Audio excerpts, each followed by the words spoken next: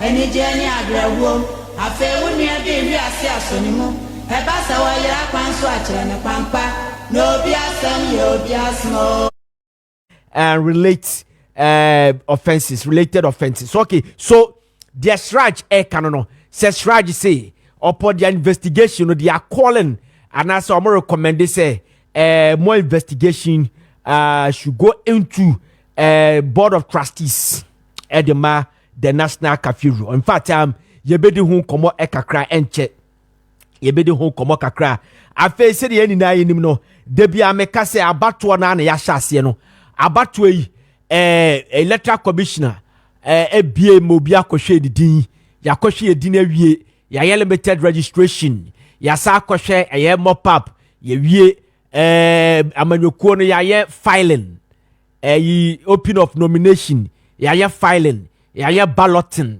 say ye printing of ballot sheet ye wie ballot sheet na fe ya hyase a ye de call various regions they can say on the 7th of December ye kwakoye voting ye free voting no a na fe ne ye call counting ye free counting and ye call declaration afe let us obi ehunu smoothness level na chese no na Ghana no say ye hand over the chief justice na on the 7th of January 2025 do obedi kunim as a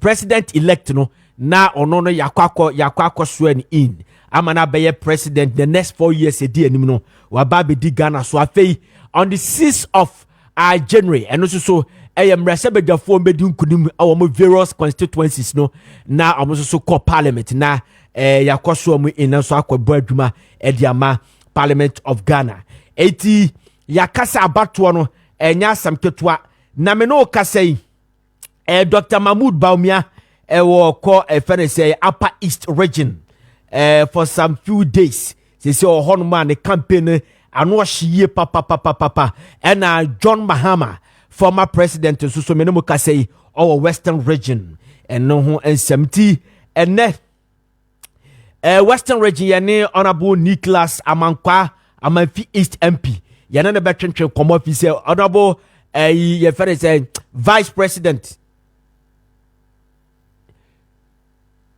ex-president Mahama Abba Eprini party yane honorable Nicholas Amankwa betwetwe komo ne ahwe die etuamu honum sanete abadwafo baba betena se na ya pense ensem a ebetwa agunumu afei ko akrata headlines ene emu nsem no so abadwafo baba betena se na ya doso mu ya yempensem mu na honorable ni amasa na mwale former member of parliament Ladade Kotopon former deputy minister agric so baba be kanyensa obaba represent National Democratic Congress ena Awo Mohammed so public relations officer Edema YEA and the national communication team member Edema New Patriotic Party etine yawo ne papa de ma ne entena men ko babia ye fam na Frimpong Ziega menemo betena se kwapem se nonkono ebe mu na ebi kakra ebe ba beda so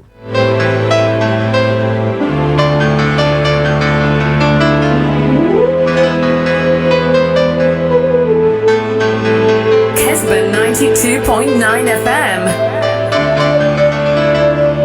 Kessben.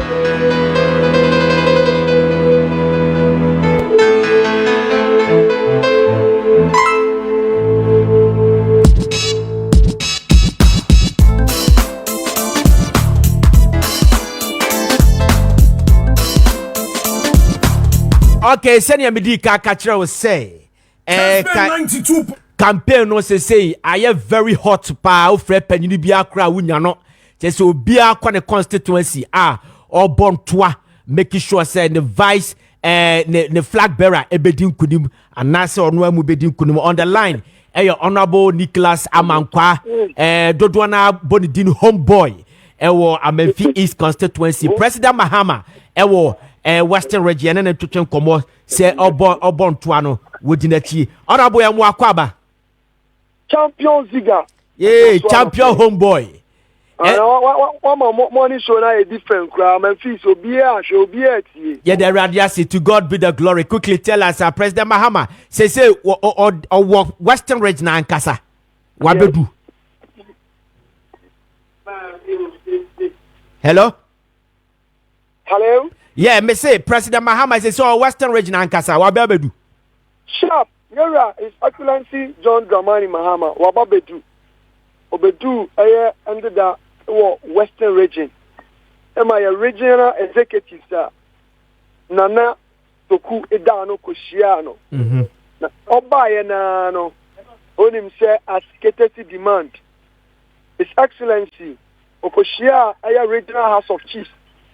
Aya atoya mantema na nano eni omukoshia eni ani swadi hu isho mo se oba region mu no ma be din komo enti enra o touch it down na that was the first activity here okoye kokaye at exactly 9 a.m. Just after that no ena o to aso about 11 His Excellency John Dramani Mahama on an entourage in our war Dabuase, that's Wasa East. You're Honorable Isaac J. Mensah, former Deputy Minister of Roads and Highway, my constituency. Now, do share a Doma Ebesia, His Excellency, Takrade Airport. A Doma Edinechi, Edine Call, Residency, Okoshia, Nanano. Now, share or enter Wasa East. A doma na nanoma bochi o my besiano Ziega Andra the whole Western region na I green wouldn't say green dada but when you ever greener His Excellency John Dramani Mahama or the bind Andra no bedu yanano several activities na call so just after Wasa East omubu ye oko shama onon so oko sia na nanom any addition and what Shama or no so Yamame Emilia and our Wakamono, it was Shama a constituency. Now, no matter what Shama said, you are John Dramani Mahama. 92 about the Tama plant, NDC the by a young Faso. Project Amuya Yenina Mufi office no. 8 years down the line, a cow into your field. You himself fear over, bring this fuel and wire Diamaye. For fertilizer into me talk small scale miners. Omajuma say His Excellency any down so it was full endorsement. The Shekete Sicado, Honorable Grace, on also the constituency. But it was mad. Usha Doma, Ebochi, Ibeshiano, it was Kojokrom Lorry Parker, Kanko Kamba. Now we say the wind of change. Eyadia eblo Ghana nyano Western region afie dia no eyadia anoye den ema ne broso just after that no oto aso call secondary ono so lawyer na welcome na secondary lorry park yomo kan say yura jeje abreso na lawyer Sam oboye mayenya secondary habo ano na wo Sakrade na ne kwadu nyina no ye mu adwuma ye sakoya no na nado dankwa Akufuado MPP government ye Rabaomia India 8 years nothing is happening in this region na mom yomudi ama en nado ne statue ye kwanya say the inner road in Sakrade no asay ye ntumi nyeye na so abesi statue it ye secondary fo ye kan say afie. We are rooting for His Excellency John Dramani Mahama, any lawyer. Only no Ziega, a burn real 4, no air Bankwase, school park, and also a fear a constituency, or also not a ginsem. So His Excellency John Dramani Mahama, or Twasuko, Kwesimintin, Andrana, and a Orie, Kwesimintin, or also a native fear.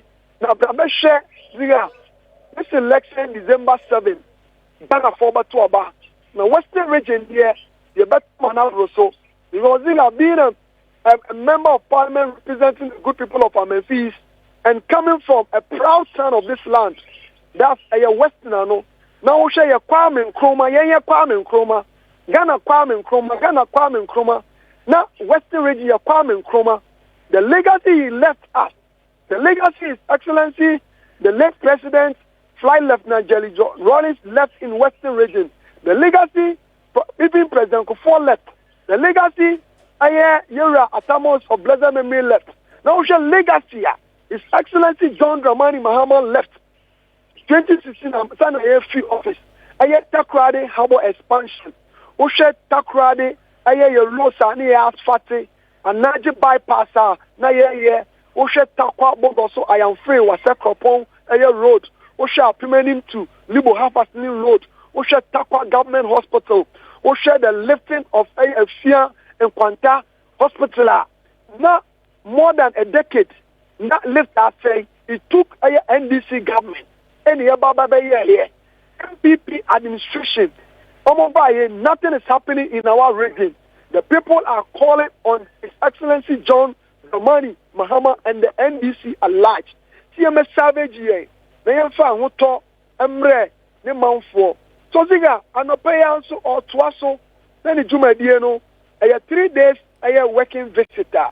To Oba, no any month for Abedim Kitawa. Anopeya Kaseyano, or Takrade, the background, sir.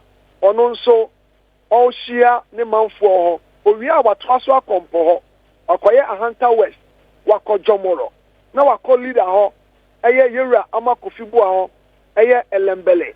Now Wakako Rie or Everedra, Miaminia, Honorable Kofi Noko. Inti Anumre 6 p.m.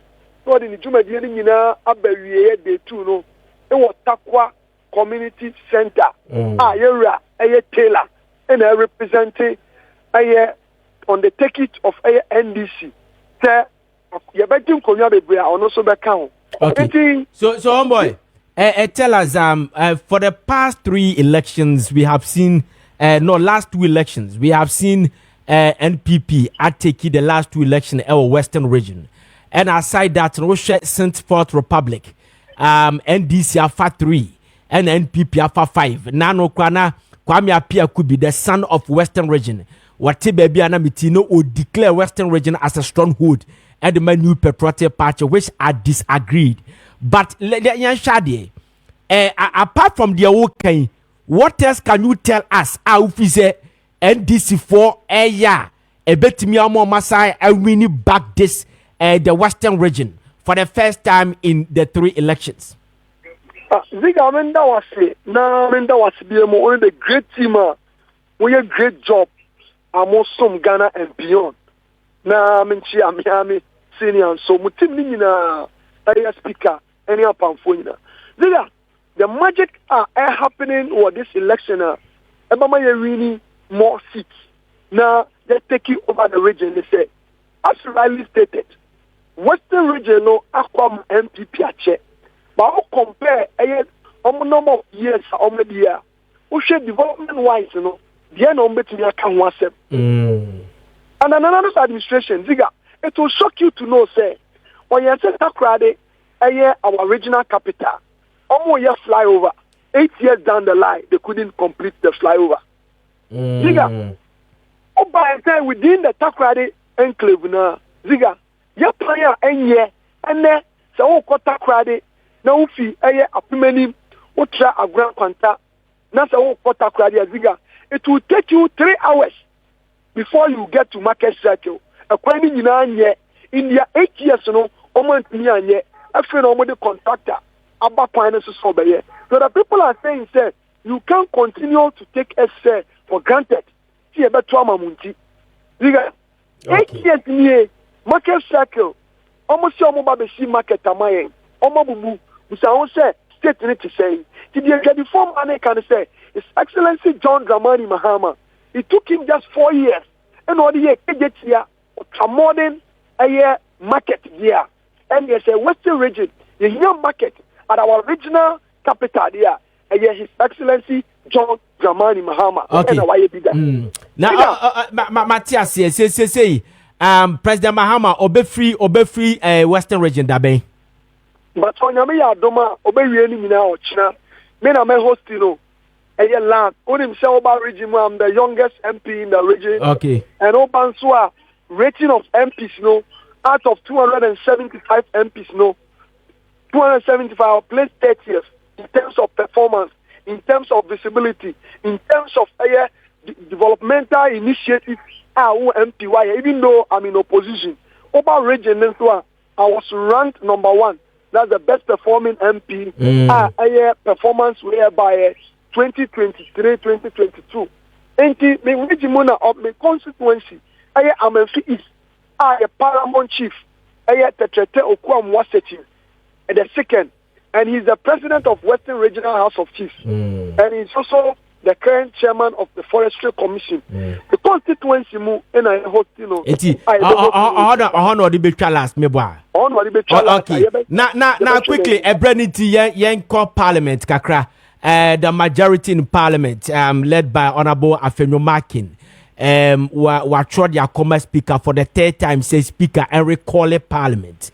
Na the nani kabise Breya Kedi Ubia when the constituency why you busy didn't see a recall Parliament. But ye shall so government business be or honomoa and some way send a bear buy or beba in the next government in the Hong Kong question. Mo party chairman say Musha ye no be anko parliament more minority for no yi se wo ye BCC ase ya recall parliament abeko Ziga the area Fenya markets are throw a recall parliament Ziga me as a member of parliament say on our terms table no and can November 15th in parliament ya rise e ka ye ba your constituency ababa ye juma me no ka say Ziga MPP in Ghana and Memphis. See, Ghana has development ma a group of Memphis and Ghana large, you know. They've kept the money and almost cheska, almost sewing machines, almost Wellington boot, almost yes. What name them? It's mean the constituency here. Now member of parliament. Maybe parliament a duty. I don't think I'm man for some man. Maybe on the 15th they are breaking. Now you are spending markings. Order MPP ano aye parliament no dem say fie ni aba bedua na business ben kwa na odeba business ben na odeba samre ya ye konkodi wujuma enti asa ye leader kan no ye resie dun kesi awon kasa keke parliament no is a ye kase parliament you are masters of our own rules parliament no is a house of records parliament no this is me be taking on you president parliament no you constitution. So what is happening now?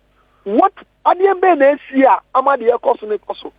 So the Ziga, as we speak, me on the constituency man. I yes me more me engaging in constituency. Even though homeboy better us so because the good people of us am fees no. Ya sumo mu am brasiemu any adwumademu project aye normal aye kra no. The government of the day na na dan kwaku for the MPP in am fees kra no muntu me. But me nya me constituency here. Me nyama me man for her. Tell me conquer abra e be leadership mfa regional ebabua Ghana. Na mo me be reason ebabua MPP amayokuo. Nina omo obi papa bi yema Ghana. Nka bosi omo boma e kamne yen. Access omo giti no kroma no. Nka omo yedada. And that say you dey ye fra won komebua. Oh, speaker say you see Ziga, you see when we get to the bridge or when we get to the river. We will cross. I say, I can't any who win, you know. Many my idea, many bar, no come on your who starts to and moon come. So we are just waiting. But as we speak there, you will constituency and no papa. His Excellency John Dramani Mahamani and this year buying. Yeah. I'm a feast. When I was the MP, I was a DC 2016 labor electrification project. I a quine slow get fund schools at Kahono. And on a year, Kaya Manfono, Yachia Manfona Giabaso. So this time election, no, Sidia and Anomakano, and Yaba Jessica, and Yaba Wellington Boot, and Yaba Confidor. It's about the development and the well being of the good people of Memphis. And the record about record, Mano. Yeah, so. Okay. So you do now, all right. Homeboy. Champion homeboy. Champion Ziga. All right, thank you very much. That was homeboy na what you say yeneno echichun komono.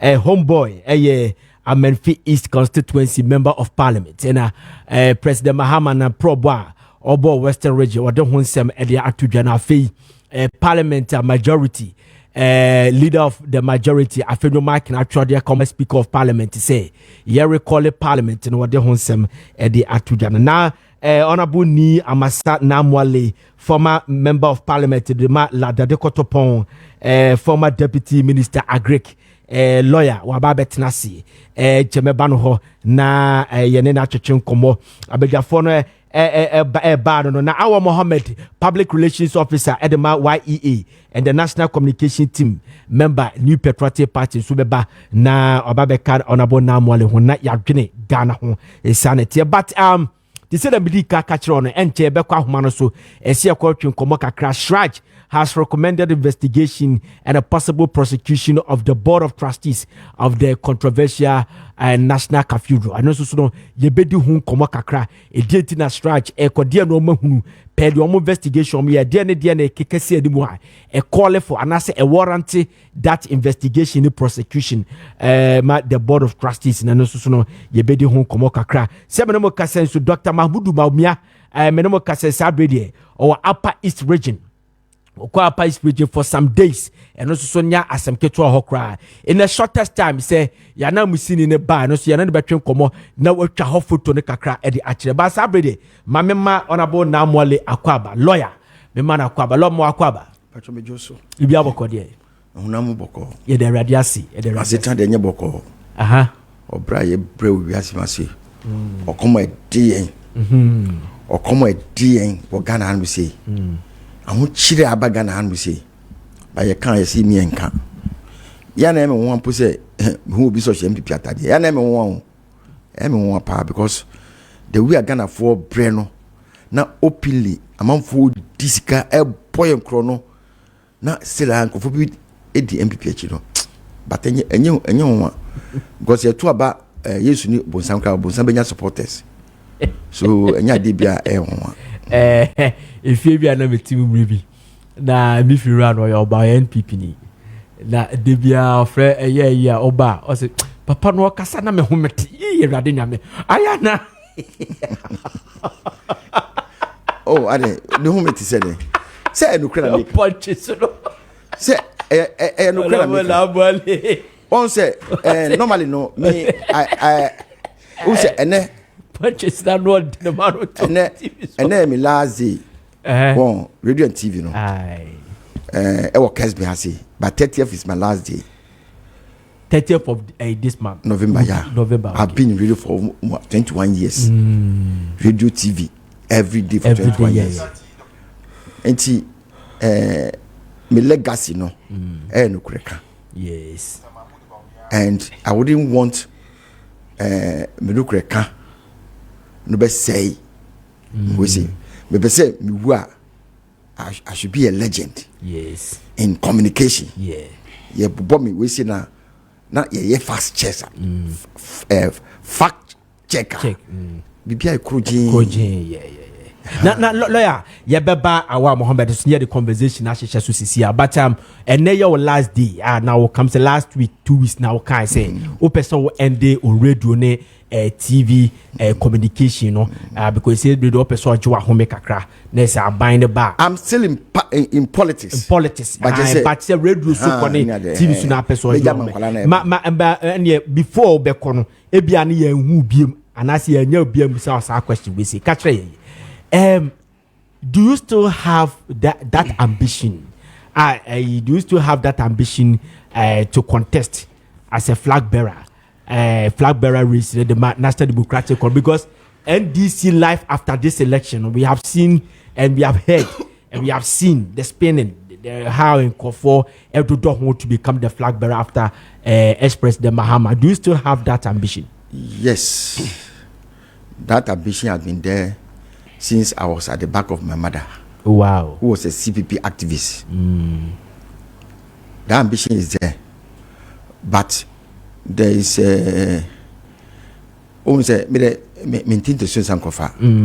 there's Professor Joshua Labi.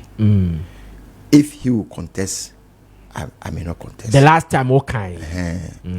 So I'll be contested, I mean contest. But the ambition is still there. And but when I get opportunity, But after the election, after the 2024 election, you swear in the president, whether Dr. Mahmoud Bawumia, whether President Mahama, and your best one in. And yet there, President Mahama wouldn't come back again. So the next thing is Honorable Joshua Labi. Prof, Kasa on Kobima, you go, you contest. I'll contest, and I know the people of Ghana will choose me over everybody. Yes. So and that would be the first time again people from somebody from Ghana. You see, Ghana is not a tribal state. Me pauchopi. But and for first that calculation that is what you journalists have trumpeted. You journalists have sold. Mukasana namoma. That's why I was very happy Dr. Mahmoud Bawumia beat an Ashanti in Ashanti region. That's a Kwame Nkrumah and it has swore it's not about where somebody comes from. Yeah. I had me say, all I know is that he's a Ghanaian. Yeah. What I'm he can come from anywhere in Ghana. But that should not be a factor. That should be yes. I like now Sadiana journalists are trumpet enye fe na enye de me enkrani matuaba ama aigbenda wala dade kotopon ma supportu ye ko assembly election nkranfo e contest me na me di aigbeni echi so ma supportu tenida so ye sign man because we fear no yes, and because there are so many Ghanaians who don't know where they come from when they say who don't know where they come from no they cannot be associated with so papa ya asantini now mami ye nkrania who ya hini okay ethnicity who ya hini all right so honorable Namwale so dear mumami na honorable Namwale Adiad Akache now it is being declared, say, life after NDC life after 2024 election. Say, Professor Joshua Labi and contestia flag bearership noa. Honorable Namwale Amasa lawyer, former NP that Ladade Kotopon, and the former Deputy Agri Minister will contest the National Democratic Congress flag bearer no 80 sanity. Okay, yeah, kwa humano susisi ani honorable Mr. Emmanuel Wilson, Chief Crusader. Edma Crusaders Against Corruption Ghana atwetwe komo na munina said anopane di ka kire mo say Shraj has recommended investigation and a possible prosecution of the Board of Trustees. Mr. Wilson, thank you very much for joining us. Now quickly catch a dientina Shraj for a recommended I omuni tumi on betimi starting a prekopana. Well, me that's it. I'm share with you for. Me sure say Shraj I recommend this Auditor General any special prosecutor among their investigation so. Yeah. So Oshe in Bremwa a ban forensic auditor a year omo in Krata na say figures one sermon. No more to me to do that. And Ghana had the number one institutional a yes in Jumano has to do with the Auditor General. Into specifically a ban of forensic auditor and now for a value for money auditor. A Auditor General, was our mandate no and not to me no some obey yes a Jumano. Thank us right a cry. Parties involved no obi to me raise an issue says right in need to me. Focusing their friend only locals and only jurisdiction. So they say the assembly caucus. Then finally say assembly it borders on the Constitution. Ghana Hanum say the only court to me say of interpret the Constitution is Supreme Court. Now young fan say me no wing assembly which has to do with the Constitution. Now instead of saying the Beko Supreme Court, me there could be a high court and any other court. Who bet me raise the issue say court am dey akọ nkra o mu need to me some bet na case ni so enti djuma bi o mo be bia na nya dey be kwa kwesi bibia and that is why omo proposal say enco Auditor General enti Auditor General there omo no more sa to me no so omo be forensic audit and omo be value for money audit there to be a special prosecutor The other aspect proposals special prosecutor hormone. It has to do with procurement breaches. Say Sika and a contractor demand for as far as that cathedral is concerned. No, quite pass breachy procurement laws, and also Ocean Bremois. The anti-corruption institutions are one key anti-corruption institution and what's our mandate to engage in it. The Special Prosecutor's Office. And that is the main reason why I strike there. We're determining the to determine the next stage, strike and shed that in Nisa to me, to engage in it. Oh, okay. And education we say a more dupa. Now me try say me ready a strategy for more act. Now catch ye. So what is the difference between we say ne Dr. Anane Diano a strategy and kasa a call for Dr. Anana or more to no investigating on this anomano. And also difference near say. Well, so it depends. Honestly speaking, almost one mandate which has to do with human rights and abusing of human rights. Mm-hmm. Now, so Oshe and Dr. Nanibiano, it fell to a large extent under their jurisdiction. Mm-hmm. And follow under their jurisdiction. Indeed, the Empo, the Oshe Dr. Nani case, now this current one, we realize that there wasn't any much similarities in terms of say checking whether or not there's value for money. Mm-hmm. There wasn't anything of that sort in Dr. Nani's case. Okay. Now, Empono, the Shraj, he decided to say, Obetia, Ejumaneso, Obetia investigation, in Kasam Pempenswa, Uduya, which has to do with value for money. In Ka Obe outsource and put so farmer auditor general. Or the Bema any other say omonia value for money, no more reports name bre almost right. Then they continue with the investigation. Into that particular aspect, the strategy doesn't have that resources, that mandate to do it. Into those two cases, there's a bit of difference. Senka omoya and okay, special prosecutor, and maybe any of the accounting firms. You remember I said there are some cases or you to me investigation and not you do accounting aspect some accounting firms say omonye and fambra. A typical example, embra sa court petition, election court we see here they call court election result election petition they call court so bekaya edu baby even though not Supreme Court no national case in this omu decided say some figures and some of the documents should go to one of the accounting firms. I think they called Deloitte and Touche, one of it.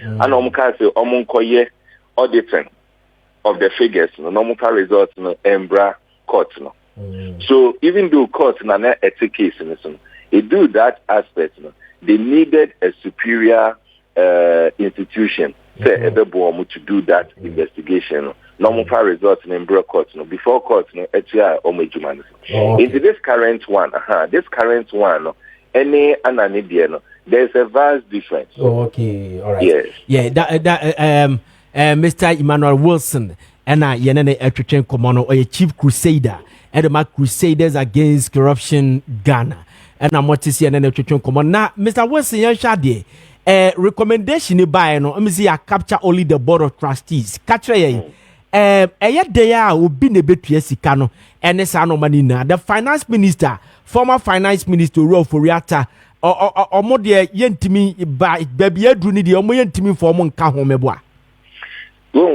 say omo sika no no as you rightly say normally the board no the be anabema authorization say yenti sika finance minister when those omo they only dispense and expense the money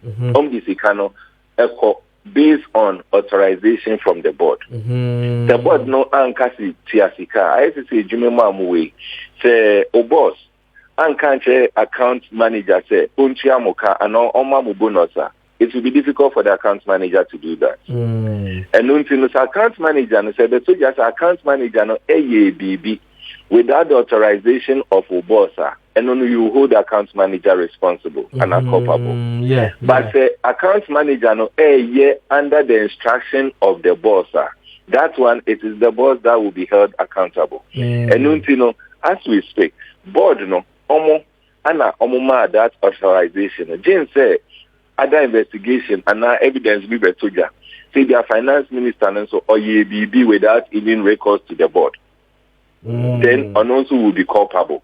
But as it stands now, no, OSHA reports there seems to be no suggestion say finance minister or engagee in something which was, you know, against the mandate that he has. Into the first thing, the board, you know, an investigation and so there, charge there, no, is just the first step. Okay. Special prosecutor say, "Otumi ne juma to the Senate fata." Me sure say so many things will come because as I say, we invite all the board members. Ototo omano. Ebia in the process ototo omano no. Ebeba betuja. Ebeba betuja say, "Omo krabeka oh, sasika we die. Yen enye ne approve ye." Finance minister on one or ye na ye cry in Mushi. If there no son, maybe a new evidence about the Tuga, then they will have to invite the finance minister to also come and tell us the side of it. In the unfolding, in the Obi Mchibinkasi, Cecia Kasi, finance minister ne song and is culpable.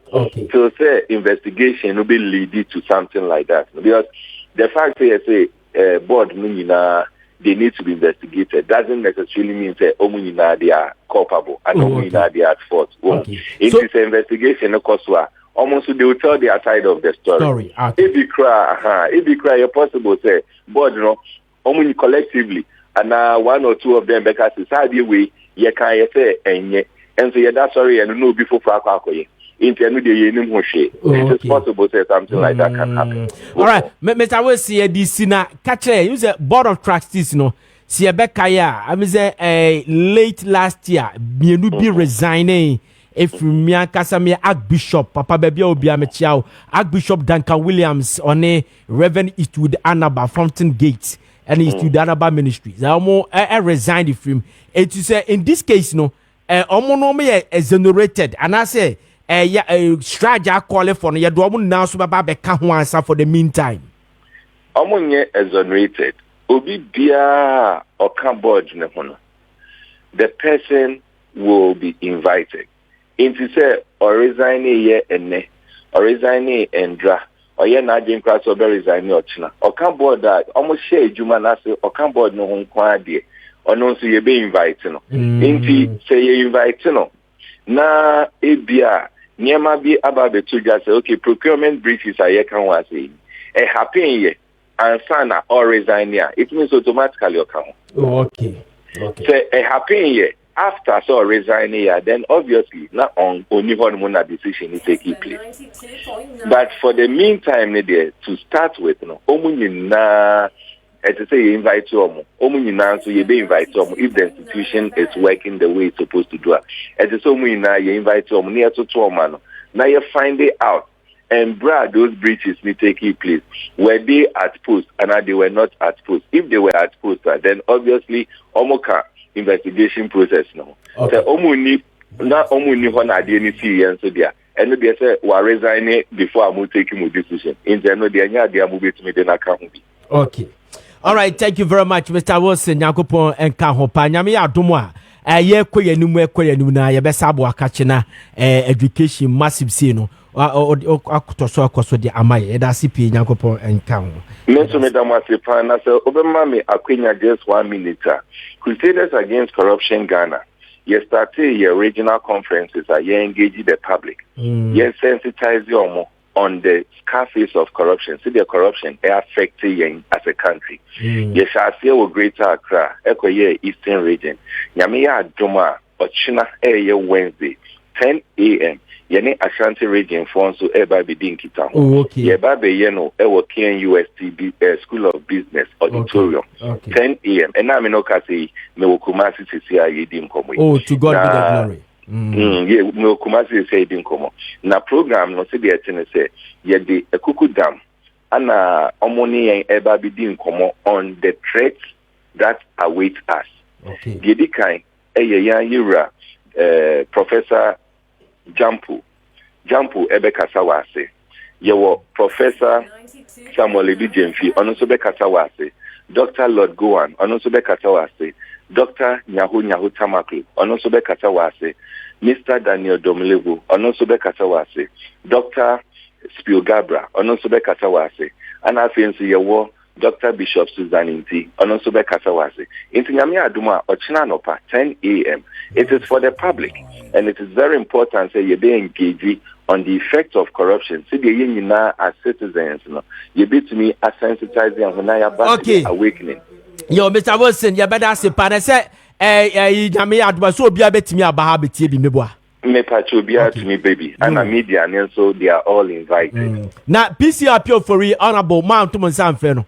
Squad who boy the next Kahuana. It is saying Kahupa, but unfortunately, PCRP for no shut down fan. Oh, okay. Because on no menene kasa na nimi so pra so nya yanko beba then so nim say adesa adichi na nipa nya no nyi NTPC on no ho shut down fan papa nya sanko no so baby. Okay. So Mr. Wilson, thank you very much. That was Mr. Emmanuel Wilson, your chief crusader, Adama Crusaders Against Corruption, Ghana. Abejafona Babet Nasi, our Mohammed Swaba Bekensa, Mameno Chuchen Kobo, Tiawa, our welcome.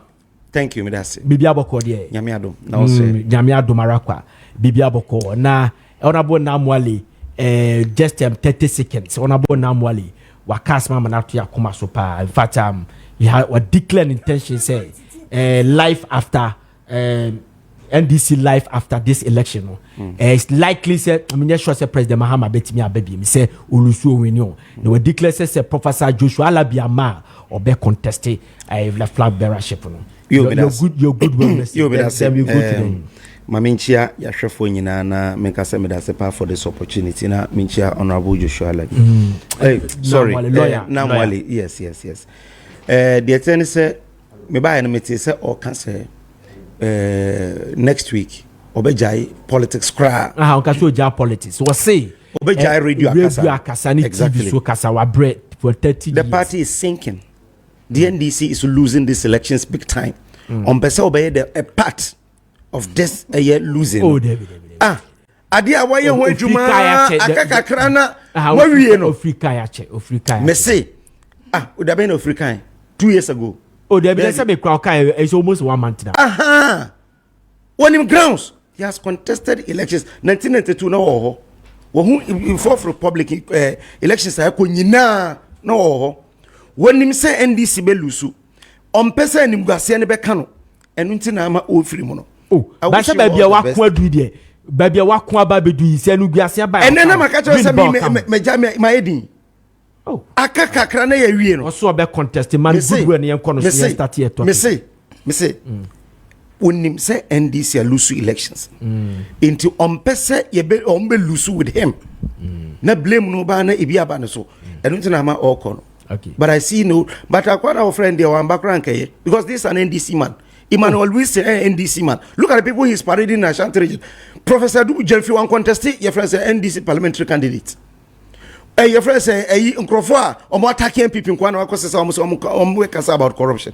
Oh, yeah, Babaso. Honorable time because time behind me or why frame me 8 o'clock. I've sat here. Oh, man. But now 8 o'clock. No problem. He spent 30 minutes of our time.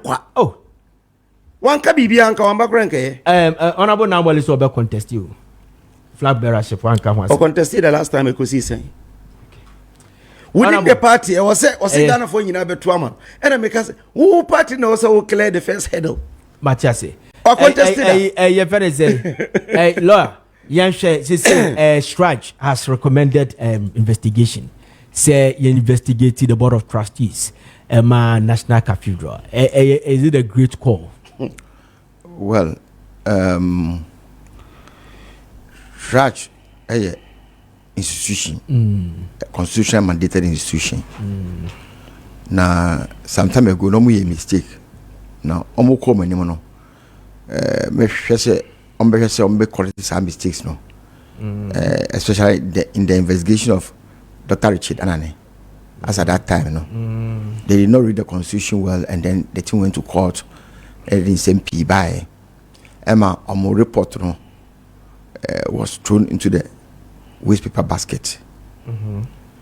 And this time around, I believe say they read their constitution, they read their mandate before delving into Sanyama Wese. Madam Boss Mama time. Before delving into Sanyama Wese. And he Adiaba Kwamu Kaino say you be investigating. Say investigate na so so there's no need for prosecution. But after investigation, so then the prosecution will come. Omo Yomojuma as human rights body. And well, it's a good cause because this is what we want to see. Say all the institutions must work. There shouldn't be any political interference in the institutions. That's all shared Nanadwa. He has almost collapsed all our institutions because he has tainted it with political appointees. You see, you can be put there by the president. Know that he did not put you there because he's a party leader, but because he's the head of state. The constitution man on quite say on found two more. Now said you got two more. Who focus by saying your focus should be the state. Say ubeye ni mama state to beat me ejina ni nan so aye niema ese omuye na omano betumpon. That is what every normal well-meaning Ghanaian should know. Me NDC ni oh me blood black, red, white and green. But see, admit to institution, I have to do things that will promote the state. That's you do two anona blood nasasabe red and red gold, green. Red, gold, green. Yes, the black star. Yeah. Oh, red, gold, green. So esa oye nieba ebema omano betumpon because say oye ne sa na Ghana ne bejira. Na yamfa unko say ya do to baby no, then you are doing partisan politics with the institution. Head of state the BU akojina institution no. See you are. That's why I respect this man Bafoboni. President Kofi ni no. MPP ni no. Justice Bafoboni. But of course Supreme Court no. Nadwe no ya me kind rulings. Nadwe no akoye for the state. For the state. Yeah. For the state. Justice Acha. When I was young in politics, let me judge too. Now, Papa, you run as the door. Now, what me, my judgment now, you go against the government. Now, Satan, I was very young in politics. But me, when I grew up in politics, I saw say, the man left a name. Because you have to do what the state require you to do to make sure say Ghana betum pong. Yeah. Politics Ghana betum pong. So you take political decision when it is politics, but you have to take the well-being of the state decision. So I'm happy Siraj is doing something seemingly with the state in mind. Yanka say the board of trustees no omu nyina ye bone anaso mo ye bone bi, but the perception in the minds of Ghanaians no you need to be cleared. You see your perception is say the $58 million aye project na sa project no na do soon that I say obedi president be see katidama onyankopon no obeka say it will be privately funded. Did he really say that? That's what he said. Oh, okay. Emma and Kofi will give contributions left, right, center, near that there. But the government contribution will be the land that they will give for those things. No, now we are saying that is not what we saw. We know the government has given in over $58 million. Now you believe we say, oh, almost CBB one because you try to say near Katan until some people are Rasta men for being an idea demonstration be a cost of Babina, Omudu no move to that place, you know. Who says sometimes a good uncle or could you to for some call I bind the security could try to see my own call more. Because now we didn't know, wanted to know the state of the Yisikada Akomono. We didn't know, say, I don't know swimming pool. Until this Rasta men saw it and then back or Tunugu because they're a very dangerous thing. Who's your tribe and iron roast room? So when that guy took that risk, I would get him because what? Now, most of be Reverend Cassandra. Now, sorry, no. Now, I contributed to the National Cathedral because she thought something was going on. Or say until the Rasta man and some people jump into the pool, no, says kind of or contribute to no. It was going over the bar. She thought something was happening there. The same thing. So many Ghanaians thought something was happening. Mimi Krapo, no, the state of what I saw, no, I was surprised because now because AB Kapua pillars now baby I just say who say.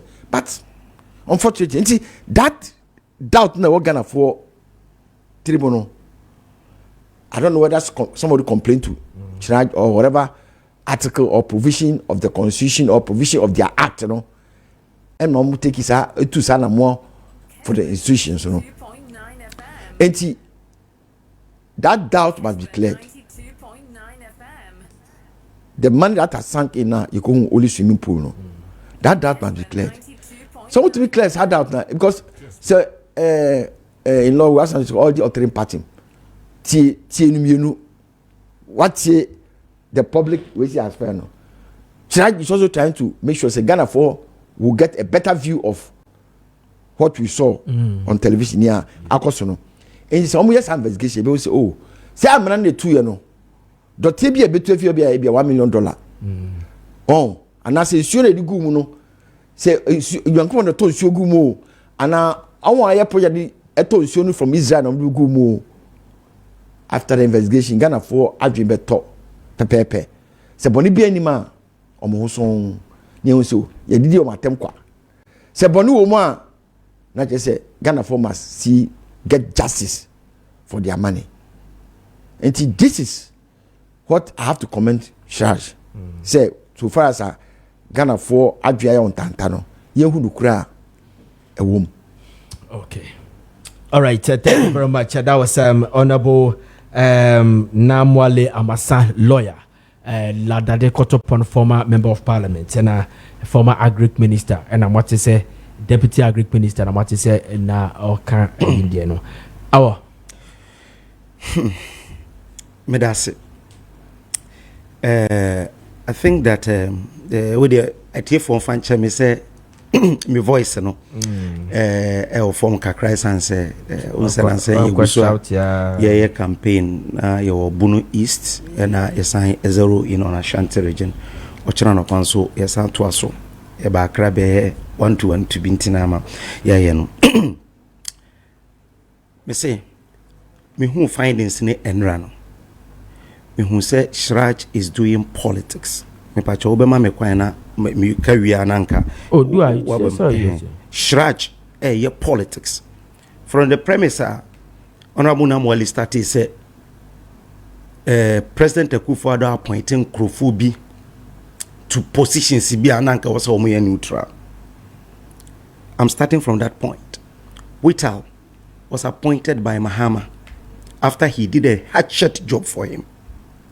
Whittal, President Mahama appointed Abraolusu elections or appointed in 20th December 2020 and 2016 and our appointee Whittal were a part of those who were appointed last minute. The entire Mahama appointee and they said now or acting Shraj commissioner were ye about Ford expedition bribe no or no in only conclusion of the buy and say Mahama breached the code of conduct for public sector workers now what the buy say uye aban juma no be beche ubibia na ebro $5 a bribe but he didn't find Mahama liable for corruption. Oh wow, the same person ene Obese ogu asofo mpanimfo anim ase. I'm telling you this, that the Shraj boss and a Whittle were in Guasifo pa. Okujeto Ablakwa a petition January 2023. When we find in 10 days to elections, and I would find in Baba, say yen chairs of four. A beer. On cast a beer, young prosecute. Now the NDC and everyone is moving around saying that you see us off only a liable. Kessben 92.9. Ah, I didn't know I was away. Any investigation. Who recommend this open investigation view? What is the name? Commission of Human Rights and Administrative Justice. Omu eya omu ye baako eya investigation. And 10 days to elections. After na would report no ba. Obi politician more than 1 year. Who got 2 years. You can be about the auditing of Shraj of Cathedral Namibwa. Yeah, the Deloitte. Yeah, Deloitte every o majuma September. Edi by say obi eni wa we bibi wa de num. Deloitte a international accounting firm. Omuji omu books nyina ye bibia ye hu bibia. Edi kan say penny bie ni wa osofu bie ni wa wode ne nsaba abosika mu hokra. Then opese wa pizi mahama. Opese uma mahama say minim say opese osanya position fufro a. Na 10 days to elections. No the abase why you hwehwemu. Ehun say British bi wom. Na British no say the refer ma obi say onya investigation. Me say the man is playing politics. Ni nyina ne say asofo mpeni for obo omudin. Trustees ya woni mo no. Former moderator, Presby. Former moderator, Methodist. Former moderator, chairman, Pentecost.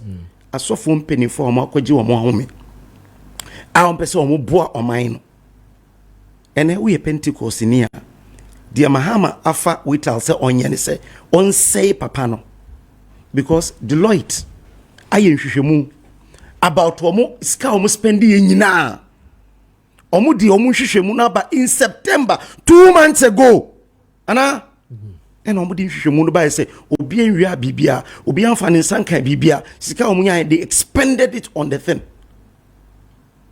no person ogum penny for you anymore say because ususu say omun support mama and that is the reason. So I think the Shraj boss is playing politics because Telegraphic the Troy Telegraphic is Shraj delivers mixed verdict on National Cathedral. Obi akure nim the conclusion I will call it. The conclusion is your friend say yenye further investigation possible prosecution. O Shraj wajuma ba ko ne say we investigation. And do investigation no e ko see sen. What is your investigation pointing to? Enti the American say Shraj no ai obi eni ho a wo ka say ehwehwemu ma ne nkoso. Say bia obi yaman state funds na odi aye djuma ma obi enhwehwe ekwan ya yefa so spend state funds nanso say ampa say wo no ye petition more than 1 year close to 2 years now afi na wodi nhwehwemu no ba if you are even you say obia epese okase yem play politics why don't you wait after elections? Why don't you wait after 10 days? What will happen? But one farm by and 10 days to elections now. What will happen? Say it could also be that by the time now you petition and yes. Back it be on Otnasi an investigation and it has taken him that 10 months to finish. Say, baby, I didn't. Well, lawyer need to. Well, lawyer need the law you applying with common sense count. You the common sense apply law account. Se wo feel say verdict ne ene me de ba e de oye ne ba ye jai e tushada because o man mpon o man mpon 10 days to elections no oye ne 20 days after elections ana ede ademu you are not under any obligation to bring the thing today eda wo be wie ena wa wo determine say this is the right time no the ababonte I am telling you that ono adwuma woye boa mahama edi pa ono emani Shraj boss abra lusu elections aka just 17 days na mahama handi over ena mahama fa na adwuma woni domolevo they are the last people ama for omo adwuma say omo bran be protect no nya adwuma ma no it okujeta black wa dia kwama no 2 years ago aka 10 days to elections afi na odeba nso a wo si asofo mpanimfo na omo kwaje omo ahome no yan hwehwem biom wo yesi ko yan hwehwemu wo si sese de wo de ama obi se won hwehwem biom na nso onhwemu na onfo omo kwagina se ne bie. What do you seek to achieve? I didn't know person unya to play politics. Ujano never on the your friend said 20th of December na day. And on November no 20th of December and I say 15th of December. Who the report never na day. Because a politician are petition and our NDC ni wa uni NDC ni and our petition to you want to do this to us for penning for you. Ghana for I was say ye nyina ye hu se ade na wo kan no ehwehwemu na wo ka say ye no ye kofa an investigative accounting body ye from Deloitte international accounting firm aye san hwehwemu na wie e de report na ba e kire se obi eni ho awia Ghana sika into the work no so politics the Deloitte people who brought them next power mo who initiated that you know your friend said in National Cathedral yes board of trustees yes omo na initiative say yes yen confirm be investigate omo ankasa omo at international accounting firm okay say confirm KPMG omo be investigate elections and easy for na do omo call so what is wrong with that? This is an international accounting firm say hwehwemu mame never conclusion bra. It omo ebe influenced by your friend say the Juman. Okay. Yeah, ye bi Ghana hada. Easy for afa KPMG. Ama omo ye san hwehwemu ni bida. Okay. So far as easy afa KPMG.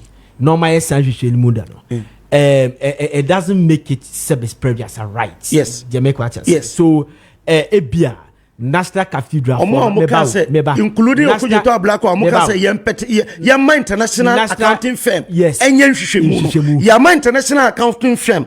Ayen Shishimu. Amomu Shishimu na be daddy. That could have been maybe if say minim member of parliament, but minim the powers of parliament. Yes. Which is a committee in parliament. The committee do not have the power, the technical know-how to do it. That is one. Two is that in parliament, your NDC MPP, you can be influenced by your political party. That's what I'm saying. That's what I'm saying. International accounting firms. Na omunye hwehwemu. Ya frɛ bia ma omo aye hwehwemu. Edo mu hwehwemu de beda. And I make say Deloitte for no was brought by the people investigate to omo. That's the board of trustees. What you said. That's investigation. Omo ye auditing. And I make say auditing na ene work no. Oh, ti utimi. Yes. Me be say Deloitte for now omo ye forensic audit. Yes. Was it the audit or forensic audit? Omo ye forensic audit of everything. Okay. Yes. So say omo project no board of trustees no omo na cover Deloitte for by it. So today obi catch say they are not satisfied with the findings now. International firm na babeye enu no ye pese go further. What's wrong with it? When I cancer. Me na me cancer dey. Un cancer because in September no more recommendation by omo do omo report by obi bia ni including Akujota Black e ka say de omo ye nya papa obi ani ho waka so say ne who play the devil's advocate here because for 2 months report na by kire say omo nya liable asofo no bia ni wa wode ne nsa boskam. Okay. So at the end obi be can be more all right honorable yanko more better mama 30 seconds 30 seconds 1 minute okay because one the can and then yanko next topic one the can kasai woman chance we have 3 clients today honorable I can say the NDC communicators are going about say the passes edi sika me plan say me NDC communicator me can say I never said that so or two and throw a gun from them say San Uncle Foka. You should have mentioned one person say or can wa any woman say write it down. I'll give you time to no NDC communicator including me I can say so for are liable now see investigator yeah, my chance. I'm also for no eyes on the from the perception of Ghanaian. Yeah, that's what he said. He said it need to be clear. Who commissioned Deloitte? So see, National Cathedral Board the commission Deloitte. The results will come by the terms of reference of the man. Me now over investigate me. Remember terms of reference now by. So when you commission them, they will get them terms of reference that was already them. Ebe you were free. That is what they did. So definitely, once you have given the terms of reference, they will abide by your terms of reference.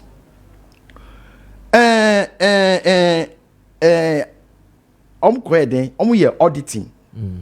Forensic auditing. And point of correction, KPMG was not commissioned by EC. KPMG was commissioned by the Supreme Court as experts. Yeah. As experts to come and do the calculation for them. Firm, yeah. Now, side one on no, even the Supreme Court did not use it. 92.9 FM. They gave their expert opinion of whatever that has happened. The Supreme Court did not use it. Enti say oh kasa, kakasa. Ghana for bon say asema kan eye kuruji na nya awa kan nya no kuruji ba kuka po nim. Okay. Okay. I say, what say? Omunye hwehwemu no wi ono a eka no wa ha se. Ena ade ba Domlovo ya appointino after the elections. Yeah, after elections. Oh no. Domlovo is after. Was appointed after elections. No, listen. I remember that. Mamicho. Who can say Domlovo investigate maybe against the NDC when he was in we were in power? No, that's a lie. We will cross check that. That's correct. Our mama just 30 seconds. Domlovo Whittle were appointed on the same day. I remember that. Okay, well, for correction, I said he was even from outside. The reason why I was saying that, he was doing certain things against no. Party. Oh, I didn't say because I said Ebedanate. I stand for correction because I saw him say somebody who is anti-ADC. Me say Domelevo anye juma ewo ye Auditor General Officer da under the NDC. He was appointed from outside on December 20th, 2016. Obey no. I stand for correction. Say he did first auditor your friend saying Coco Rose. That was the first audit and where in January, February. That might have 2017. That has gone exactly.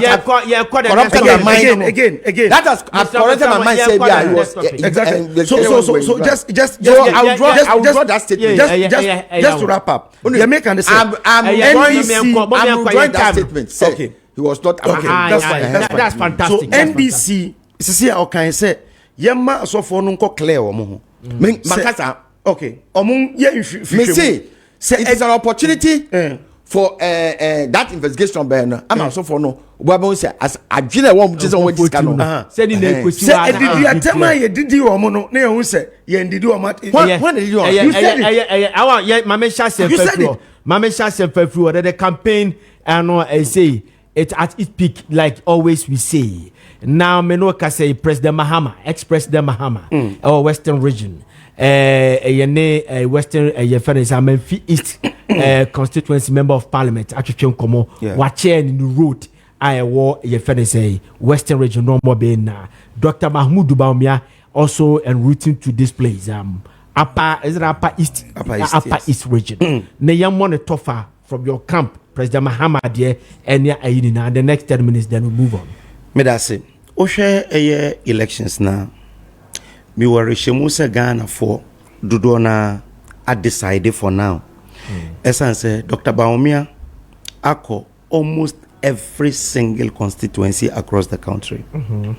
Kwa oko yeno okwa essence ye campaign no say ya any retail campaign. Okokuro bia so a o share asofo any stakeholders na hamfo nyina. Na ono ma di nkomo. Na wa kire bebia free. Baby I bedru and I to abamana the obeye e de abo man no. This is what he will do with eye asofo no. Owia na wa house to house and answer visitation kakra. Owia na abehia eye dudu no e wo constituency na wa youth connect na omu no mai. So he has done this in every single constituency akakakra bi. Some few constituency are all year mop up within the constituencies and afina or oko upper east obewuram north east your baako a wo say okoho na okoye northern region your baako. So there are some few constituencies Dr. Bawumia ebeye mop up in na watimi aye campaign wo. Again Haja Samira Bawumia enso eye mop up in some other regions and na ponso that mop up no ye zigzag campaign no say ene ye wa ha but ochina unnim bia be kwa kodru agise ya catch us say this is where we are going. Yaye campaign Ghana fo nyina age atum say omo ebeto aba no e de ama Dr. Bawumia me worry shemu say o hwe eye adwuma yabo hwe the last 5 days commissioning nko a ena eguso a ye commission projects me kai say time bia etna I say oh Munsi hospital bia biom Munsi hospital bia da se sa asem na NDC fon ka biom esan say omunim say outside agenda 111 you see hospitals over 30 president eko asantemaimu ako commission 5 agenda 111 enka ho Swami Municipal Hospital ayo anmanje we drobonso de no eno so yewie sabronum eno so yewie twede yewie ena eye trade. These are hospitals eye brand new hospitals enka agenda 111 hospitals to Ghana for dudo na hu say ye ka impuntu juma especially investment in health and education aban bie ni wa edru eye this aban ito mu hu se yanhweye na yama NDC for ba oye ni ebetu yen especially the hospitals because President Kofi Kono uja hospitals maako 15 hospitals maako 15 NDC antimi complete a single one in their 8 years ya ba ye no ena ye complete sa hospitals no inti se ene ye ba ye no ye complete Tepa Hospital akufo start ye complete ye friend saying Konongo Hospital Komau Fomena any sewa and also President Beko Kobiano and no ye kufo legacy a waye e wa santimemu a NDC antimian complete ba kokra iti ene ye wo Ashanti region kwa hospitals a yesi makumako 17 wow agenda 111 eno no oko oforukrum de na yawie ya pinti kra akase omudi beds ni be fixe na yatimi aye nti makumako be 15 na 16 na aka no so odi kwhye NDC nsemu a ebeka because kufoja 15 Ghana nyina NDC antimian complete ni nyina eba akokra na ene se uja 111 ewo Ghana ha eno kire se Mahama ba uncomplete esanse ono aka se 4 years obi eni ho a obetimi dia ya ade papa bia into 4 years now all ba no Ghana for who say ye hwe omo track record in completing project ye track record ni say ye ba ye no saa eye e-blocks no omo ye makomako 29 ye ba ye no ya complete 31 aka ho enti de ono kura gya ye no ya ye chen no ya complete bi chen no eno kire wo se uja hospitals in mana onwie hwe housing projects akufo start ye ba ye na be wi askore mamponde no eno kire wo se projects are ya start ni nyina no ye guso ayeye asokore mampo esema wi ni patim ewi ni patim eno akra me fa ho ye wi ni patim a sese kura de asa because almost start say anka omo ton omo bondon kom sese obia eni hobiom ase edani bi ni hobiom ni nyina asa nipa etima obetima ma produce scratch check so askware mamponde ne yaye atiansa afri ho kra so enu nti na ama ewo say ye nyina ye to aba edima Dr. Bawumia esanse ono na oba projects now on in the boss are starting no obetima complete because NDC or track recorder MPP start bibia omuntimi ye look at ambulance service Kofi started ambulance service in 2004 now Ghana an ambulance service in here Kofi started in 2004 ambulance national ambulance service ye cluster established here the act of parliament bibia by in 2004 what the ambulance makumako 200 na started NDC ebe wie omamamono na ambulance aka 55 ya baye no ene ya to 307 akaho every constituency including honorable Namwale constituency bakusi ho se BBC within the constituency on betimi afa nipa no e de akọ so a reasons inti ama Ghana for dodo ana e kase ye toa Dr. Bawumia so a e betimi aboa ye nyina on free senior high school na diwi o hwe eye enra me hwe video bi manage ya to the extent that me hu dia menya me ho unim say yes started campaign. You can say Zongos will vote massively for Dr. Bawumia because Mahama Ekojina Laura can say there is no way MPP will allow a Muslim and a Northerner leads the party. Eti nipokure wua there is no way say Ebema na lead because onu owo na money buy. But yentimi empene. You started campaign na Dr. Bawumia be ye flag bearer no.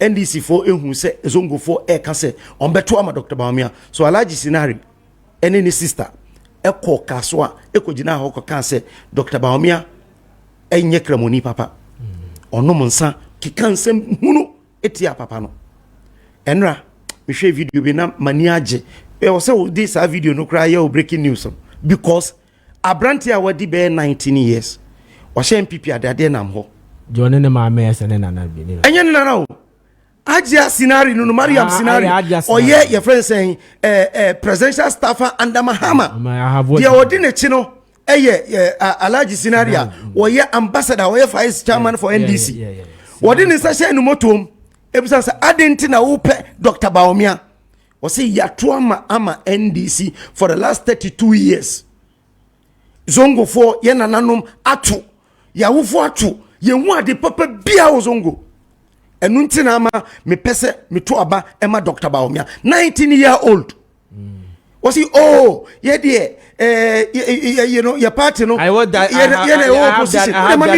na opposition aya hausa ye na opposition eti ye said ni sika no was it there be and was wo papa yi de enti na wo beto ama no was he Maakye Free Secondary School and no can hunti na ama e was meto that Lawyer. Is the view of every Zongo person wo hu say yes makaranta school kwan ma 65 across the country yeah projects over 400 the next 8 in Zongo say so me say no yeah the evidence ya na me hu video bia I make sure I check to see say no kra na say technology about to the sense say ebetima bobi kasa na enwano akọ pepepe se na una waye video no enye doctor edwano akọ pepepe is on Ghana web the story is on Ghana web edwano akọ pepepe se una waka me ka se me di Professor Joshua Labiechi no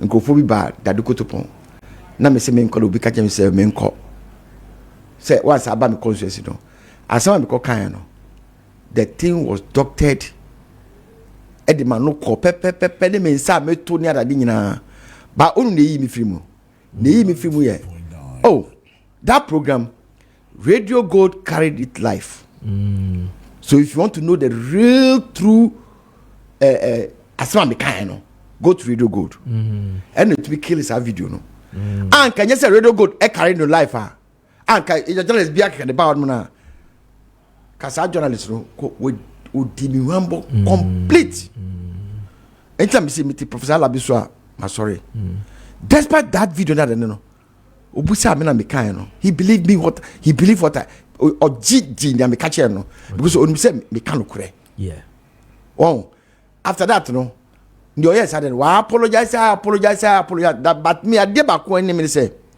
obi di me body pa me fan she me trim me ka asem no but nanim me bomo that be record nanim am hu na me because wona yes ade no I've done everything to erase him from my mind we share me na say ka me call Radio Good me call a program on mo he came o kai me na me say dem no so ona o yes ade na o pa me cho na me so me de me yef me trim but man me ya say ni di me kai and nanim so me kai because I don't want to harbor that hatred for him and moon baby because I quite na say no menua President Mama back wie e wo Ashanti region na ye de yasem na ye ka no ye flip flopo ye ka na ye ka ye see hospitals say NDC say ba power yeah, schools, hospital, roads, water, electricity, put to Juba near. Near chance say Ghana for whom banging hand. Send or come dinner per arm as at the time. Even 2020, me to watch it, it did mean 3 cities. And then so I got to watch Sakura, 10 cities are, to watch Sakura. Wow. So these are some of the things that we have to address because the economy, you know, I'm out for bread. Meaning, I'm out for bread. Lord fair, a buoy comu. Electricity, and then answer me to electricity 1.5. Me checking me apps, you know. 1.5 million. What my million D. They 1.5 there. Oh, I'd say 150. You see, wow, me toy, you know, within 5 days, you know, Miria, me carry doom. And I'm saying, how? Okay, It be fair, Obizel, more Kanya or no, so Kanya or more Kanya, because you me apps, so Adiashi.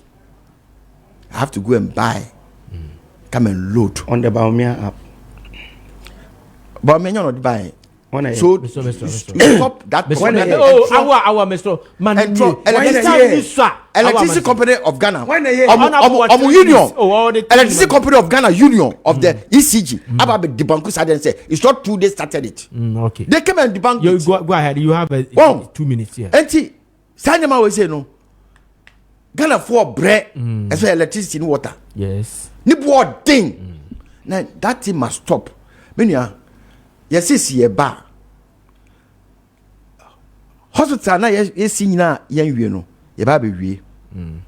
Agenda 111 hospitals na omusia wie ba gram no. Ye ba be wie ni nyina. Cheap compound ye ba be wie 6,000 cheap compounds. We nyina no. Yeah, not because it will create job. You don't have and the first bring it. You see, you don't have the track record of completing projects. Only track record. Lawyer They know say Omangasa they have failed. Only track record. Only some failing Ghana for. We will finish it and make sure say we will employ. Cheap compound can employ 18,000 nurses. Yes, sir. Because every cheap compound is 3 nurses na age more on man. Okay. 18,000 nurses. So lawyer that's it. 88 polyclinics. Yes. Employ 5,000 nurses and about 100 doctors in 4 years. That is what we are telling you we will do. Okay. Why it more than 11 minutes? Yeah, say MPP for no mukasi. You see also to be no on body baby no. Shalis no University of Ghana Medical Center La General Hospital it's not part of it. You have your chance. I will mention it. I'm say hospital 30 something. I will mention without mentioning University of Ghana. La General Hospital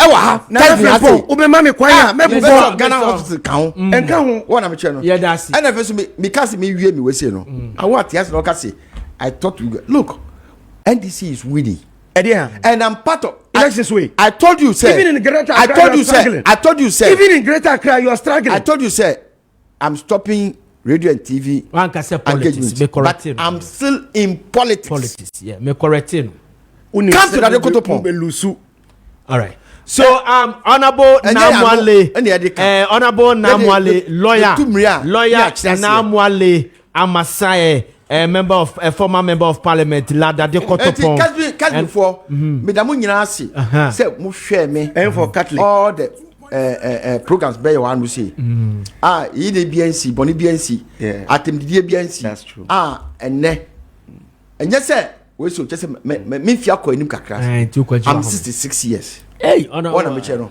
Lawyer, me feel say, I say, me young politicians.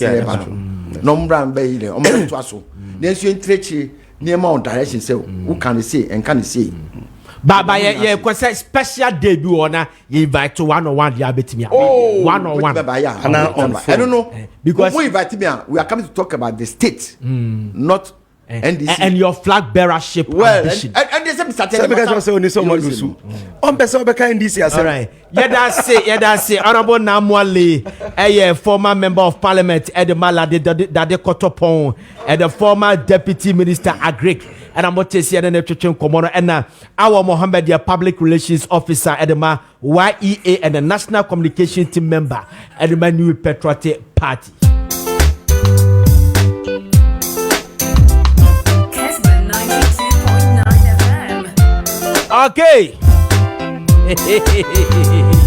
Yeah, kwaja pomode so kakra celebrate the grace gift for ababet na se ya kwakope ya pomodin pomasi bre hode ayarese fie de upe wa pomodin bia no grace gift no doubt dog ababet na se doctor bemo akwaba mejo so pa bibia bokode Erade Adaroma yete nkwamu ide bibia kama pa na doctor tian ye fen se kra Dr. Gabi oh yes Gabi pa yeah ka chia na omo bo adwuma Kumase oh I see and then so I think so omo hwe Kumase right yeah dia no ochiu pa yeah na sipi and dia na mo mai me da se menchia wachi for no ahwe for grace gift ye ni nkomo enkran ha de what I tie enka every last Tuesday of the month any baby and obedi apomuden komo abuja grace gift bia afia hyase anase for several years na wate enka se ye bo adwuma yie pa nanso untimi ntu anamo mai ene me dance di ahodo asiwe yaso ye ho komo ne ye ba bidi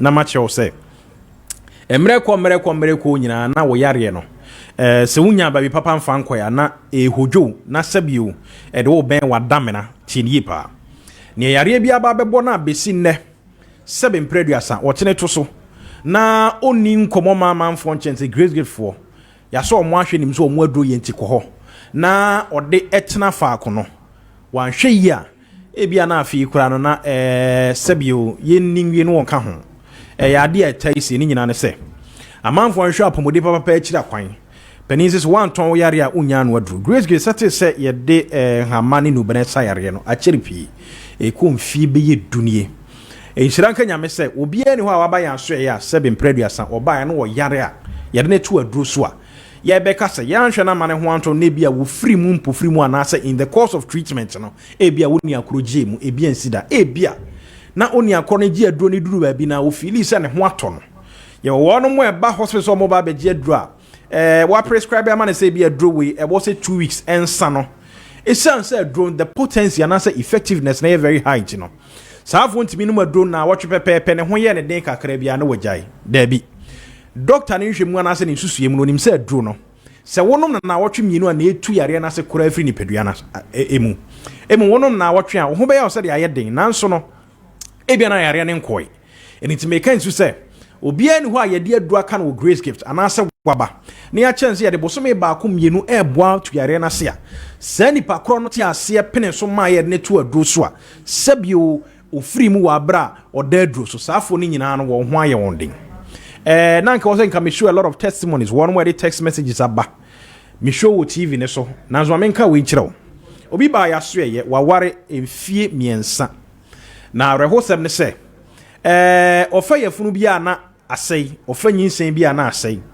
na kamea se eye mayare friend fibroid ebi agye yefunu no na aboso abusu nipa no was specialist a wono mu asabi hyeda hwe maja pade from gynecologist obi a okɔ no homra no na obi de di adanse ka kere so omra grace gifts na said the fibroid na sha fifi no na esi na wo ho kwan ye nkwan na betimi aboa no enhyiranka nyame se bosome pepepa edi nipa etu aduro so a wogie aduro no oba meka na sem nyese afidie so anka mebo ne din na so amenka se ono ase wotenka okoye adwaye asabi odware a wo bo nso ahoro na 7 preduasa moanimwa enema efiri ho by blood clot ne ade a eba in the course of one aduro ni nyina no ose achi na ni kirimu nti na bibie ne se ade na asha CP na asa nyanwa ose na wotwe pepepe achi no ko ne gynecologist ho ne wo diagnose no kire ne se fibroid bi na afi wawode mu nti am wawo ya na ase no okoro ose doctor ni bisa ne se aduro ben wo da so ana ase hefa ene wo gi aduro won kan kire no enema na nke dose wo eye wumba wode enum fibroid kiti afi na agi awode na boso nyina no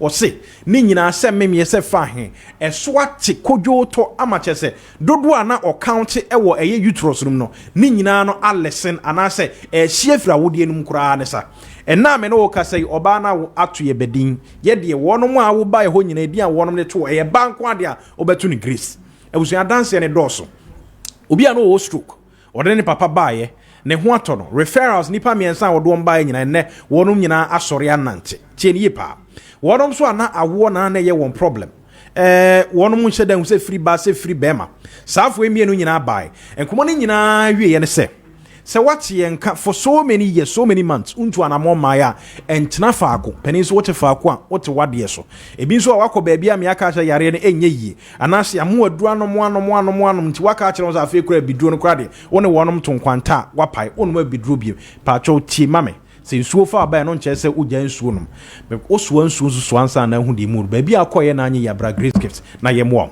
yare a yabon ho dawuro ya afimu nyina eye ma yare ahodo sebe Emma eni achenka emma ebia won ba ho nsem nkoye emma sabia hemfie wo sebe mpreduasa eho nye nika obi aware egu ne ntokwa asia no peya obi a wo hwe me onni kunu kun ye nyina ne sebe mpreduasa ni kunu ni nya ni je bia so wode bebe no ene eme wase o sabia hemfie ho no enkoye ebi so ha oni ni kunu egu adapa so no peya wo twa na adapa ni nyina ne be ma na ho odi nyina kofem and munyam she wa wariem apart from so bekọ akọje waria bafie na ye ba wo se biba na ani je ba oba akọ akọhwa me aka je mfom so mfiri no be ma nim so on mfom so mfiri pedro ya wo so wonye da bia meka me ma yare etete won pa so won fan hospital won mo asebe won be ma ho nsem akọ atwe pa o ye be ma na wuche misisi a wa afọ obi no mo aba ye di kan aka se what the buyer say ya ye nhwemu enne abefo kwan so diagnosis bi a wo se ye de hwe ye de hwe problem ye hwe ye wi an ye de bidro e de aka so wo je bidro di wa wo hwe misisi ya unim pa se o papa o maame wo fa bi da so wo akura sebe be sine na pomuden kura chen wo no mo atikurum osori bia otimi fa kenten fa ne kotokuro kwa afuo mu kwa tenten esan ba me ne wo ka sai sa o papa na asa wo fa no o ma na oba wadi mfie be ya adue no ana wo sinu so betimi a hye ne nyinsen enna oba e de ne ko ba ya wo wanya mfie 36 37 wadi mfie 40 be sine wuntimi hye be nyinsen e de na akobone da bia me ka se ye campaigning against ye artificial aphrodisiacs aya amanfo yusu wono mo eto nwuro de fa won be ma ho wono mo eto bi nom se be ya obetimi no wo ba di nhye maka cho sanno ni nyina atugu atwam ne wo hia tete aduro nubrane nga ye kanea no anu kukom de amaw ne aka cho jiwe konom na no pa ne anwumre ewu de wose sebe de maw na wudi tua kras be ma de be ma watua ma sisi mo ayeden amwa bo adwuma enkofa de be boa wo mprempren na kyenanko sebe obema be hojo na be tofem kra ensori bim wene da wura ye bo ene yare aka bebre ne be de ho nkyereke bra afi ko na wie we are giving you a recap of yare ahodo a ye treat e wo ya so ye koso e bo adwuma wono ma ate ye nka na aba ne de awurade adom saafo ni nyina ho ato e pa cho wuchie mi sisi a e bia wode no fibro dia me kan ya na bia do kram de number ne ba betutwa me bo number na fam me wi na ma wrap ne app dia ma bia no bi tika mo be so osi fa number ne sisi a ne frey grace gift your numbers e di dwuma wo ya so ye ni 0543 32 00 30 0543 32 00 30 and afi 0246 518 003 0246 518 003 Accra ye wachi motor new petroleum ya ne family life international school edin hwe ne mu Kumasi eyo Shim school junction by Kessben no nya ira kwan kora fren ye beboa me de meka se be wi no aka beye nnafua beye aduasa ne na kakra bi pe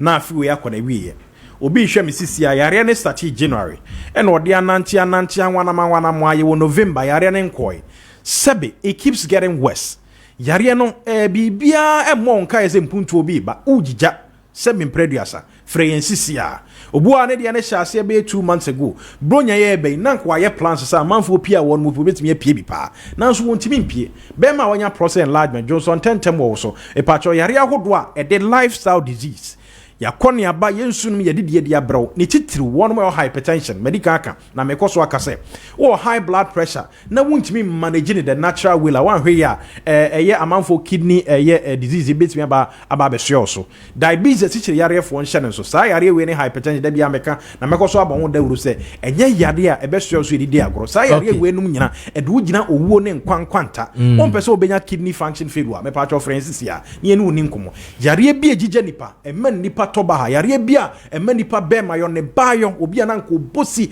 esitapa say yare nji se bi wa hodo freyen sisia na afi nko awie de wo so ema ni bronya na 2025 wuramu ahoden mu me de number na itudwa be ye mere ni nchi na men sorry so numbers no eh 0543 32 00 30 0543 32 00 30 and 0246 518 003 0246 518 003 Grace gives your number say me the one mu see ye kira kwan bio achimota akra ha ye new petroleum and family life international school enye yira kwan uduru ha obi abekyerew kumasi yo hwim school junction by kese kwan so a penisi e duro beje wa e ya trema afi so asem papa ohi aso papa ohi. Yes, I said Doc, yada CP nyakopon shira. EKD iPhones installment. Papa. Okay, say abredi e koto asase. Asase a ehuni asem asase a wota oda do wada. All right, odi ababe kayensa. Odi dia na mo my from a mass confaso. Yo, minia, yo nyoma bebre etemamo. Na edi kan no mamemfa enchia sonko emawo. Wene wetiefo ene wahwefo nyinada. Evise edumapa mo bono esane fatase yitumi bo mabaso mini ansada na wo kan Imascon Estate Ghana Limited ya so ye an ye ton ensase papa ya so ye ana wo customer na so beto ya asase a wo betumi eja hono akwa abruchire over 10 years echi na akobo bra na wasan aba beto se ensase papa wo to ye ewo Imascon ya so ye no eda so a eda fa akwa eda so ada ba bi eda ya no encroachment obia entwa bi emfa wobi amfa ne nsanka wasase no eno ne se wakọ no asan ababeto se wasase no edaso a eda hono eno kwaredie ya wopane woda Imascon Estate Ghana Limited ano wona adwuma yefo nyina da yedie nti ana amanfo your customers agiedi ya wono mo edi achi koya sase ne so ewo tropoli hono mo ye no ewo Greater Accra Region hayada na wo mo ekoto yensase pay ebi debi ameba me catch we say Imascon Estate Ghana Limited ye yobia ye dada amanfo ye yobia ye bu nkofo faso ewo ye nsase ye tomu a enka be ye dan ana military for a soldier for mpotimi sorry abedi achi akọ ye site honomo ye no ewo Tripoli akọ akoto asase ni bi ena me ne wo ekasai a soldier for beton asase ni bi no wo mo asisi wo mo pillars ewo so ya o ma hyase a womo eye ensase no so atwuma womo besi o madan womo besi o ma offices ahodo e wo so na wei e kire se Imascon Estate Ghana Limited enokware die ani nipa hodo ani nyamesro ani ye de eye adwuma onse me ba no makato se wo pani a woda Imascon Estate Ghana Limited adwumakona no wo ya asole kase bi elder e wo Ghana hanomo enti de bia me kɔ ne nkyɛn wo se odi asempa minisa won so we are some tronia we no kwaredifo wo film resante ayi won central adwuma no enye ne anya bia kra nyame yedi wadom ama kakra wanya enmunyam kakra won so eno aho na wudidie enti menyi ni se wo sorry ya na wo ba se adwuma yi ya frɛ wo no wo ba be piaro e di ama adwuma yi wo to wo bu ase eye nhwemu sonkon efa Imascon ye adwuma no ho ansa na wo gi atomo ebisa wo kra wo kasa mi hwɛ w'anim a asofodie kra da w'anim won wo ye Kristonia amfa nyame som eni agro enti ansa na won so wo sorry every wadwuma wo ye mu na obegi adwuma yi atom ensa obeba adwuma wo tawuro no ne wadi kan aye research wadi kan ahwehwemu sonko ya edi adanse pefe say Imascon Estate Ghana Limited ya adwuma ye hye no enokwaredie ewom ya adwuma ye hye no ya dinamesro ana eye ya adwuma eye no bibia da kwamu pron bibia ya toten ansana wo sorry ababeje adwuma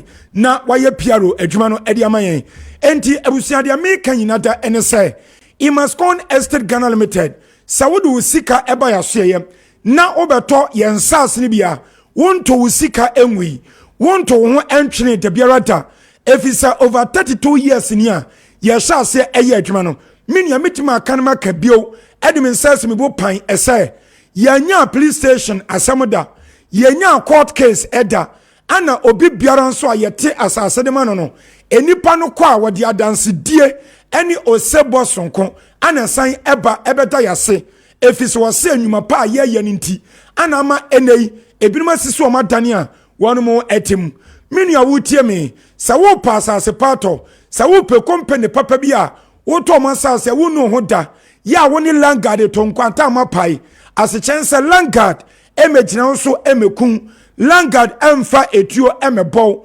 metro mai bi ene woni asɛm wobi a meyɛ kitikiti wa asase ne so wobi a mepamo emfira asase ne so wobi ansa magis ka foforo emfiri wonom dia ene na eye Imascon Estate Ghana Limited abusia wo ya me kan ebia wo teka mu ana empowu digimade bi dia no mesi na dia kan yemfa enka ho ye no ma edi kan no eye 0553 840 646 0553 840 646 and 0553 838 730 0553 838 730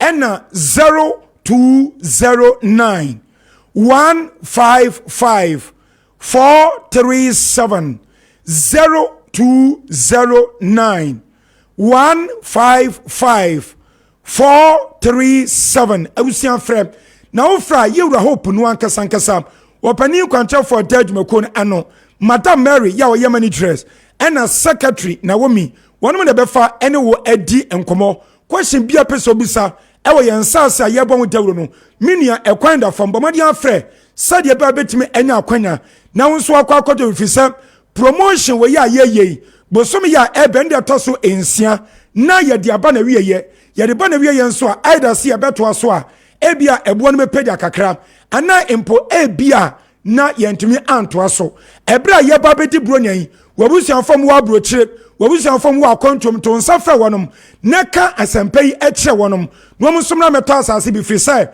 yenkwan yasase ana wotɔ wunya wo bia ewoso yenkwan yasase ana ne buo ne eda fam bɔkɔ sapin fonantie yenkwan yasase ana won krata asem eye gyaniu ebusa yensase ye kan asem ewo topoli na topoli amiken no ewo dowenya kwan so baabi a Central University ewo no baabi a Sagleme affordable housing ewo no wudi free samia me no ambodin ekɔ topoli baabi a Imascon for yensase ne ewo no ekwan enwakra is just a stone throw tese se wusi manu wakwaba afei topoli wanso baabi a yensase ne ewo no ye ne Reverend Sam Kwanchanka ye bonmrane esa Apostle General ena edi enhwanimu chese ye bane papa we ya mi kan pobedi kan edru yasase ne so ansa no wata no wakɔ Apostle General baabi a waya asɔre fra no se Shilo City no sanso ana new airport here babesie no ye no mo so ana bɔhyem fede kod ofisa kod kan tension airport fo ami ate ase se baabi a wo mo ewo enenom ɛhɔnom ye congested chese ɛhɔnom ɛkyere cars anu nti ana wakɔ topoli akwadi asase yantam ya ɛda so a wo si eye airport foforo enti senyamidi watom na beto Imascon sase a ebedu brebinu na wonso wote airport residential area minia yensase a yetwan eyade se eni da ensuom eni da techem ana ngu bi poso ana empobi pa yase no aka se ensuo to a ebia ebeyira faw ana mponsuo to te a edi atechebe bo afiem ana emfama fanso a wini wa bia was ba bia ensase ne eda no ebi se edi da yie papa eye flat land ɛwɔnom te sɛ desert so na wo ya mekan abusiam ye to abura ɛwɔ asase no enkyɛn eti na medi atom na beto yensase bia nsuo no wo bɛsa ne free wuntua kaprem ana dama empo ana afa yensase no ebinum kwadi kan ba beto bi ya yesi adan ɛwɔ so ɛdi amom medi kaka to sɛ ye ne yesi adan ɛsa aton ɛdan wo ya mekan ye wodan baako ya yesi awie bibia wɔ mu ɛwɔ sprinters ewo enkramantami emu ye ben Coca-Cola runabout no enu nti bomadi afra wo fra ne enu wadi hu komana aja waba no aba betobi abusa ye nsasa ye ka wasam ye no ewo topoli no enka ne one plot no na eye 30,000 cedis nanso ye me no kasai ya te so every 30,000 cedis no at about 20,000 Ghana cedis. Okay. 20,000 Ghana cedis. Sanso anas au per half plot on soa. En kanina a 15,000 Ghana cedis. Nancy Adjun Wintini Ataso at about 10,000 Ghana cedis. 10,000 Ghana cedis. Nani namuni asem. Saya 1 plot, saya half plot, the can for 5,000. About to us out of 5,000 to us here. Near the Quasas, near Quatodia. Okay. Na ya the amount. Na ya amount can was so dino. Now it's a 1 plot, 5,000 now. Ebeka 15,000 and no. And you see at the 1 year, which is 12 months, and yes, so. Now you spread the at the amount. No turn kaka come sir. 1 year and best not 15,000 akano. Now what you are Saran so. And a half plot to one, and also a year 10,000 citizens. What if 5,000 to us here, back 5,000, and also so the 6 months, and a SO at the amount. No Chanica Kaka comes up 6 months in Bethlehem, Media Dom, Nadia can work changing a area. Minia, Imasqua and Sassinidia, a Sassi Papa, your office. No, I was Sprinters Road, Community 18 Junction, Sprinters Road, Community 18 Junction. Yani Allied Filling Station okwa so ena edi enhwanimo yesa ben KFC baby omuto aduane ti obi amra no amra meto fi sebo sum ye bai ni de atoso ensia ana promotion ekona wieye enti gie no mesi na efe na de aka no yemfa enka ho ye no medi kan no eye 0553 840 646 0553 840 646 and 0553 838 730 0553 838 730 and 0209 155 437 0209 155 437 Imascon Estate Ghana Limited and Sase Perfume Obra Nebetobi Yadasi P. All right, Imascon 4 and Amati say Omabecha Asase Ekwaya Befaso Ebenya Asase Papa ato. Okay, Sabre die. Yeah, the Jubadian in a banner year. Jamuna Moase na Muamudi birthday nina. Yeah, we shemo happy birthday Nyakopon come home. Amamonya kese kopim sebo be kese pa. Happy birthday to Madame Beatrice Esiama Blackman. Yay. Yeah, ma ho fewati Nyakopon ka ho pa. Omanya kese pa. Kwapem se obeye kese pa. We free Obabema Major Ralph Blackman ho and also young wish you happy birthday and ya busuya kanyina Madame Beatrice Esiama Blackman your GBC ne ye chair for next is your second Beatrice yes enjoy your day. Okay, Nana Intiamwa Amankuo the second enchirepo so hene ono aso na saye emponua hene edema dwaben traditional area odikro ewo enchirepo so wase enkanche mu na se odamu ni na mu ase se enano otone safre kromani ni na se mo body chidom na mo keka mo sase na mo fancy maternity ward motum ni na mu gitwi na mo bai na mbeboai ema bibia ekoso wano ti nana se odamu ni na mu ase yedamu ni na so mu ase etiefo ye from Nana Frimpong Ziega Moi amuje bre share ye mutie ye Facebook ni TV DSTV Go TV Kessben TV and 92.9 na ya damwase Ora sapon apia Richard and a kuchin semni na dugu krata so de mame and I meso so me Nana Frimpong Ziega me presented the mamo afei Fifi esu di ho akonia ba Derek Befi ezo so ediku akrata no headlines no edebre ye afi Richmond Amiao ezo ka ho bi ene boa technical production wane Amos ene the technical production no edebre ye Nana Frimpong Ziega nie nyame ya admo china mesano mochia bye bye